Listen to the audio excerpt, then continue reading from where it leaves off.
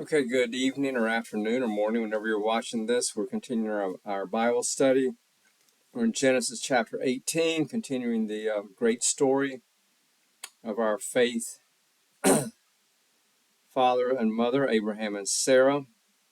And we just last week had the had the circumcision covenant, and now we're in chapter 18, and we're going to begin to talk about um, Isaac. Chapter 18. And the Lord appeared to him, Abraham, by the oaks of Mamre, as he sat at the door of his tent in the heat of the day. He lifted up his eyes, and looked, and behold, three men stood in front of him.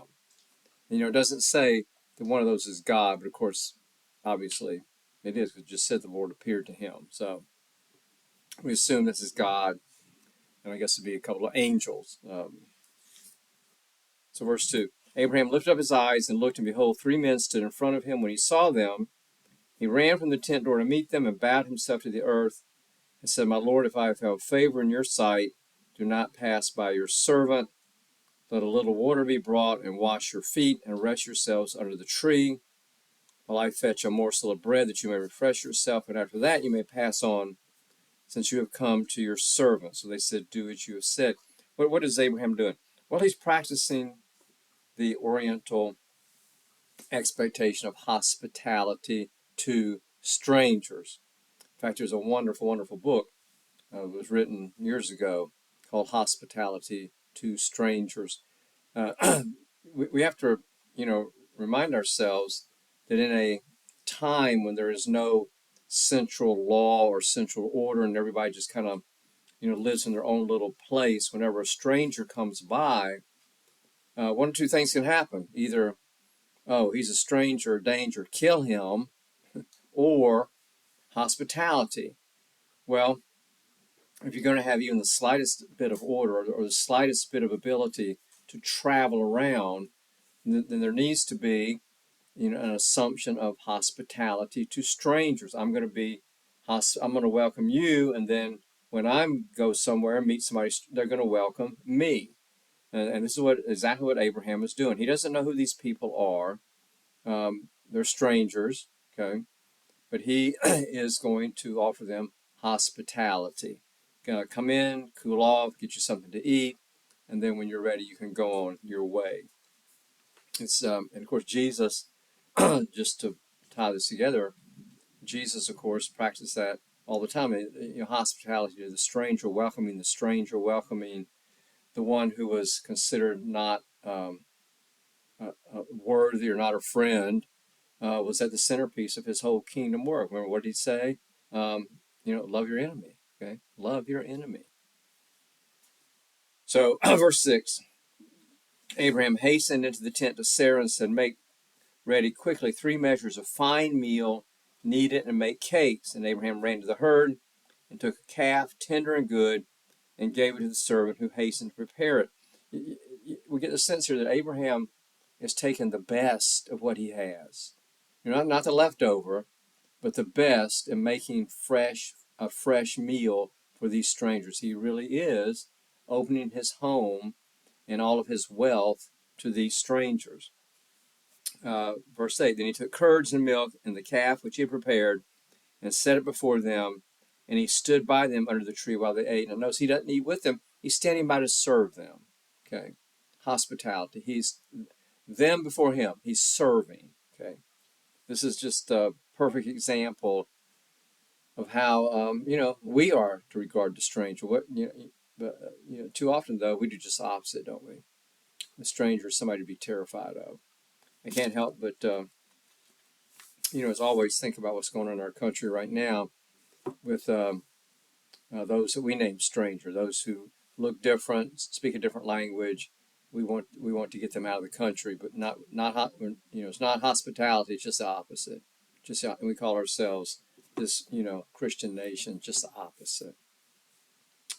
Verse 9. Then they said, Where's Sarah your wife? And he said, She's in the tent. The Lord said, now we have God speaking.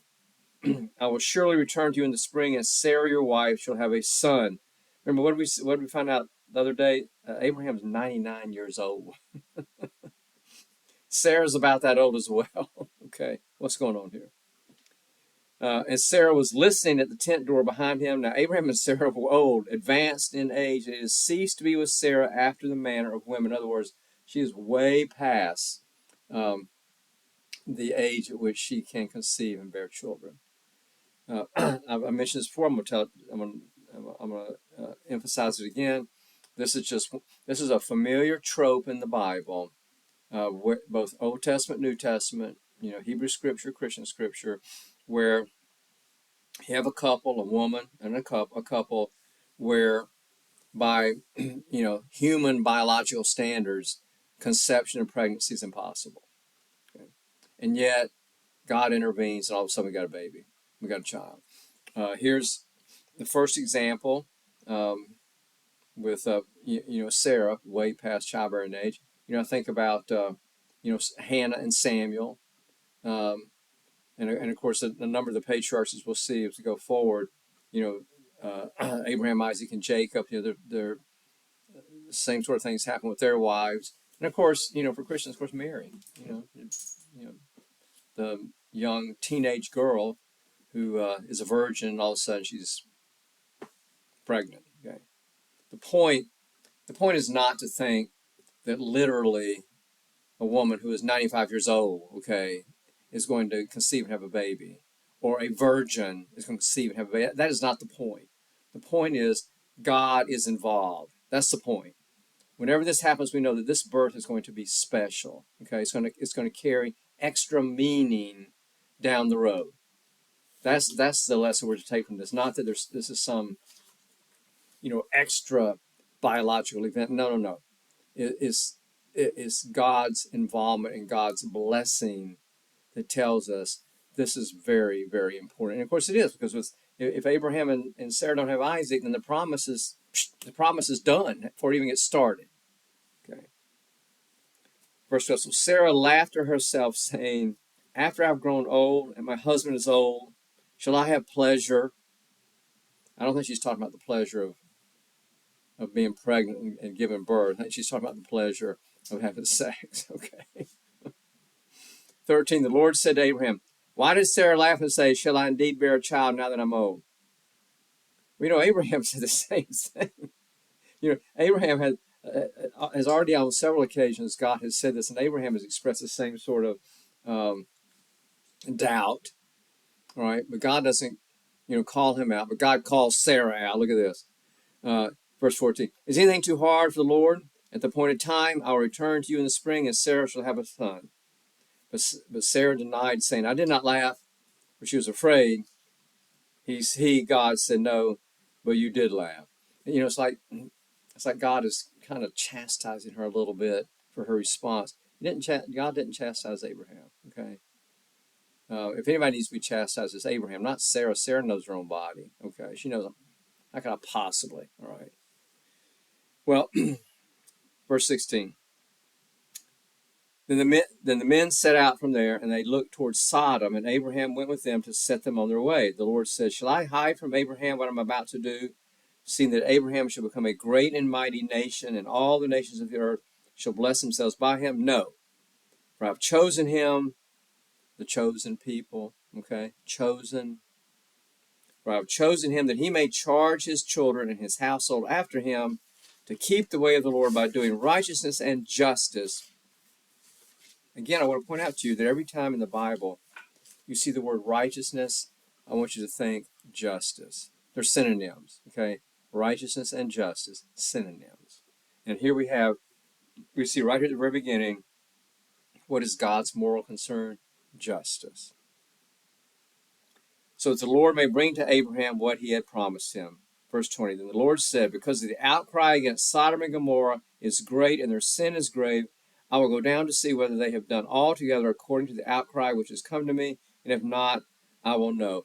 So, Sodom and Gomorrah, here we go. God is going to go check and see if it's as bad, if it's as bad as reports, and God is going to find out.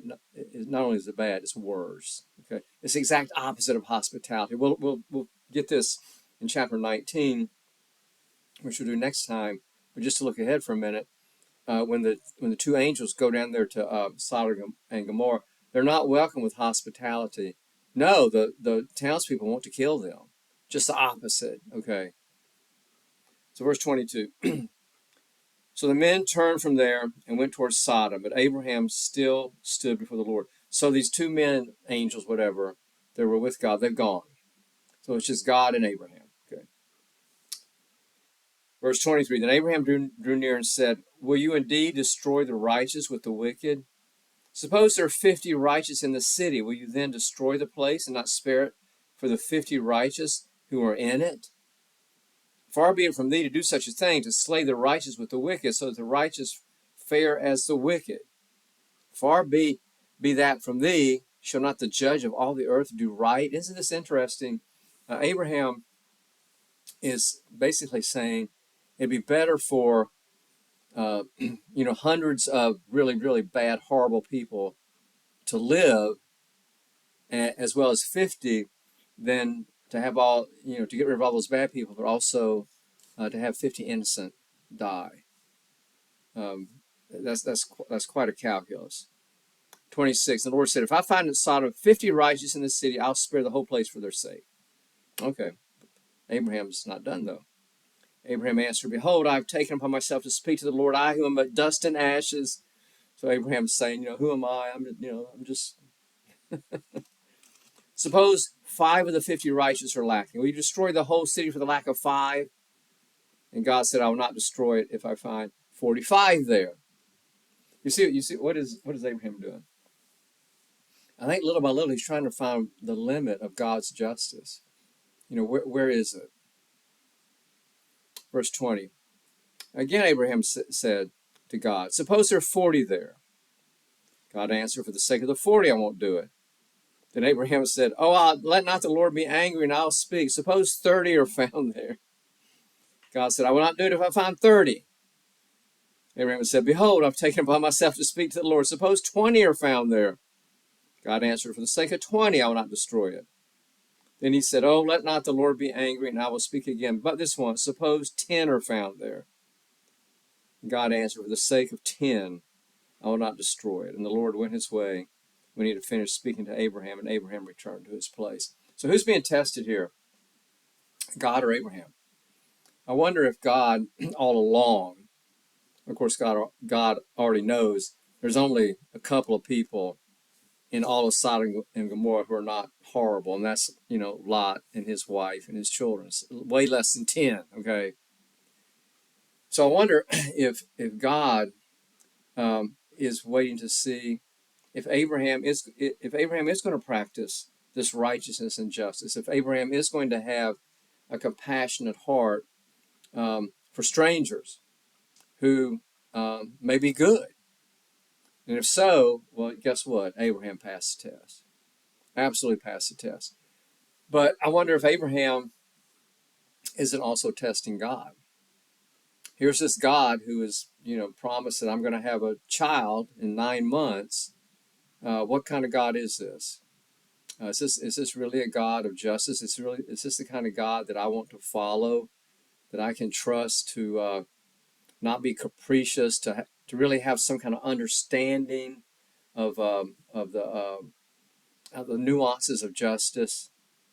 I'm not going to wipe out the whole town, the whole city, because and too bad for the few righteous. Reminds me of I don't think this might be apocryphal. I don't think it is, but sometime in the Middle Ages, I don't know exactly when, but there was the story goes that there was a battle raging. It was a so-called Christian commander, and they were getting ready to come into a town. And one of the subordinates said to the commander, there might be some Christians down there, along with his infidels. What should we do? And the story goes that the commander said, well, kill them all and let God sort them out. Okay. Well, that's not Abraham's position. Abraham's not saying kill them all and it's okay, you can sort them out later, God. No, Abraham is saying Human life is precious right now. And it'd be better to let all these wicked people live than to kill them and kill some innocent people. What do we say about our justice system? It's better for, you know, thousands of guilty people to go free than for one innocent person to be executed. Okay, it's the same principle. Same principle. Abraham's already articulating that, and I think God is pleased. I think God thinks I made a good choice. Abraham actually is starting to mature into the kind of into the person I hoped he would become, and Isaac's going to be born next year, and the promise is going to be in good hands. So that's where we are with the story. Next week we will go down to Sodom and Gomorrah, and of course it will be completely destroyed because they're really, really bad people. Just look at it just for a second.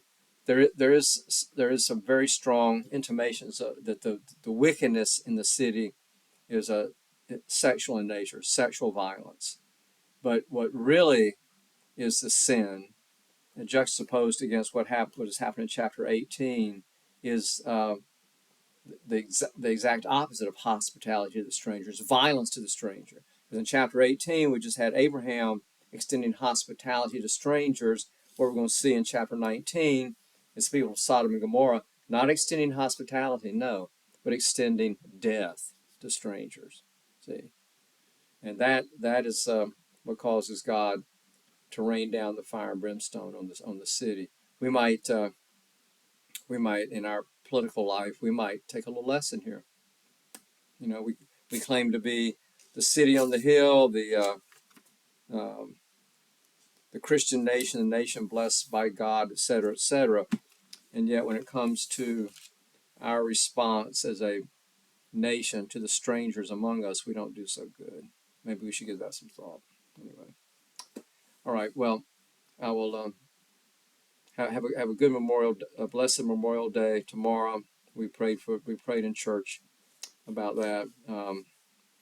I suspect all of us, certainly, many of us certainly have had our lives touched by war in one fashion or another. So let's remember those who stood in the breach,